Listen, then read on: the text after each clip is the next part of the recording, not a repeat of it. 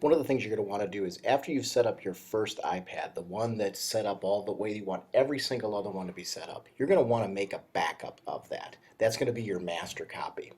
So what I'm going to do is, and this works in either the prepare mode or the supervise mode. I'm going to do it in supervise mode because this just happens to be for iPads that are already set up.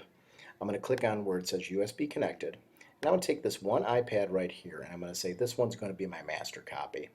So over here in this section where it says restore, I'm going to click on where it says create backup.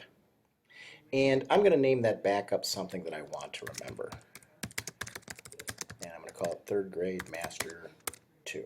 That way I know it's a master copy. I'm going to click create backup. It'll take a few minutes for it to go through the whole process of backing up the device. The reason why you want to make a backup is you want every one of them to have the same folder setup that you've had, which makes it really nice for your students to be working in the same environment. If you want them to be using certain apps that might be for daily use or for language arts or for math or for social studies, you can break them down into folders that the kids know exactly where they are because you've designated the names of those folders. It also will put into those folders any of the apps that you put on the original master copy. It also saves any of the settings that you put into place. It's one of the two steps that you need in order to fully set up a whole cart of iPads. Remember that that master copy is something you have to do one time before you turn on Find My iPad. Once you turn on Find My iPad, in order to restore another master, you have to go through each individual iPad and shut them off to restore a master.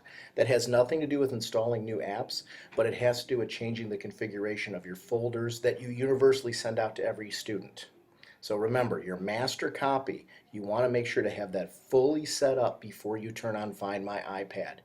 Send that to all the units, and then you can make changes through the profile to add new apps and things. So remember, that's a one-shot thing. You can do it again, but it's very tedious to go through a cart of 25 iPads and turn off Find My iPad. So you're going to want to make sure to take some time, set up that initial iPad just the way that you want it, create the backup, and then when you send that to the units, be aware that that's the way they're going to be set for a while, or you're going to have to go through each individual one and shut off Find My iPad before you're going to be able to restore that again.